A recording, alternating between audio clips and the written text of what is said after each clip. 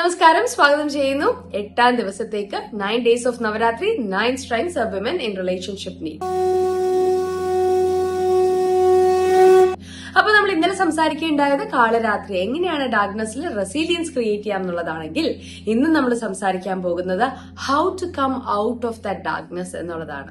പലപ്പോഴും ആലോചിച്ച് നോക്കിയേ, നമ്മളുടെ എപ്പോഴെങ്കിലും ഒക്കെ നടന്ന പ്രശ്നങ്ങൾ ഇപ്പോഴും നമ്മൾ ബോധേർഡ് ആണോ? I you still not talking to a person regarding that, അല്ലെങ്കിൽ have you completely cut a relationship just because അന്ന് നടന്നൊരു കാര്യം അതുകൊണ്ട്. പക്ഷെ ഇങ്ങനെയൊക്കെ ചെയ്യുമ്പോഴത്തേക്ക് ഒന്ന് ആലോചിച്ച് നോക്കിയാൽ ബേസിക്കലി ഇതൊക്കെ ആരെയാണ് എഫക്ട് ചെയ്യുന്നത്? മറ്റേ ആൾ ചിലപ്പോൾ ഇതൊക്കെ മറന്നിട്ടേ ഉണ്ടാവും. പക്ഷെ we are the one who is still holding on to the problem. Maybe because നമുക്കൊരു ക്ലോഷർ കിട്ടാത്തതുകൊണ്ടായിരിക്കാം, but still who is the one who is actually in trouble now? നമ്മൾ തന്നെയാണ്, അല്ലെ? അപ്പോ എങ്ങനെയാണ് ഇത്തരത്തിലുള്ള ആ ഒരു ഡാർക്ക്നെസ്സിൽ നിന്നും പുറത്തു വരാവുന്നത്, അല്ലെങ്കിൽ ഇമോഷണൽ ബാഗേജസിൽ നിന്നും പുറത്തു വരാവുന്നത് എന്നുള്ളതിനെ കുറിച്ചാണ് നമ്മൾ സംസാരിക്കുന്നത്. So today we are going to talk about Mahagauri. ആ ഒരു എല്ലാം കഴിഞ്ഞ് ഗംഗയിൽ കുളിച്ച് ശുദ്ധമായ മഹാഗൗരിയെ കുറിച്ചാണ് നമ്മൾ ഇന്ന് സംസാരിക്കാൻ പോകുന്നത്. സോ നമ്മൾ നേരത്തെ പറഞ്ഞതുപോലെ തന്നെ പലപ്പോഴും നമ്മൾ നമ്മളുടെ ഉള്ളിലെ ആ നെഗറ്റിവിറ്റിയിലേക്ക് ലോഞ്ച് ചെയ്യുമ്പോഴത്തേക്ക് നമ്മൾക്ക് തന്നെയാണ് അത് വളരെയധികം എഫക്റ്റ് ചെയ്യുന്നത്, നമ്മളെ തന്നെയാണ് അത് ഏറ്റവും കൂടുതൽ ബാധിക്കുന്നത്. സോ ഓൾവേസ് റിമെമ്പർ, ഫൊർഗീവ്നെസ് എന്ന് പറയുമ്പോൾ ഫൊർഗെറ്റിംഗ് അല്ല, അല്ലെങ്കിൽ മറ്റേ ആൾക്കൊരു എക്സ്ക്യൂസ് കൊടുത്ത് വിടുന്നതുമല്ല. നേരെ മറിച്ച് it's also not about completely trusting a person again. ഇതൊന്നുമല്ല. നേരെ മറിച്ച് എന്താണ് forgiveness?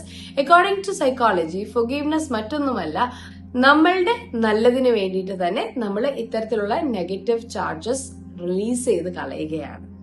So how can we do this? The first one is to acknowledge. We have to validate what are our feelings and why it was that difficult for us. അങ്ങനെ validate ചെയ്ത് കഴിഞ്ഞാൽ മാത്രമേ നമുക്ക് അതിനെക്കുറിച്ച് രണ്ടാമത് അതിനെ റിലീസ് ചെയ്യാനായിട്ട് സാധിക്കുകയുള്ളൂ. So how can we release it? That's according to you. Either you can do it through journaling, or you can have a clear cut open discussion. അതുമല്ലെന്നുണ്ടെങ്കിൽ പലപ്പോഴും ആൾക്കാർ ചെയ്യാൻ ഇഷ്ടപ്പെടുന്നതാണ് എഴുതിയതിനു ശേഷം നമ്മളുടെ ആ ഒരു ദേഷ്യമോ സങ്കടമോ എന്താണെന്ന് വെച്ച് കഴിഞ്ഞാൽ അത് ബേൺ ചെയ്ത് കളയുക. ഇതിനുശേഷമാണ് the most important step, that is reevaluating. നമ്മൾ ഫൊർഗീവ്നെസ് കൊടുത്തു എന്ന് വിചാരിച്ച് still we need to continue that relationship എന്നുള്ളതല്ല. If you want to continue, do you remember we had talked about healthy boundaries? Yes, you need to maintain a healthy boundary.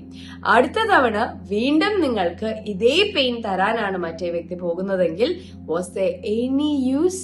ഇതൊക്കെ ചെയ്തിട്ട് ഒന്നുമില്ല, അല്ലെ? So you should always think about it and reevaluate the boundaries that you set up in a relationship so that you can continue that without any toxicity. അപ്പോ എന്തായിരിക്കാം ഇത്രയും നാള് നിങ്ങളെ bother ചെയ്തൊരു കാര്യം നിങ്ങൾക്ക് റിലീസ് ചെയ്യണം എന്നുള്ളത്? Think about it. Either you can validate your self and journal it and throw that away from you, or start thinking how you want to release it. നമ്മൾ കാണുന്നത് ഇനി day 9 of നവരാത്രി ആയിരിക്കും. നന്ദി.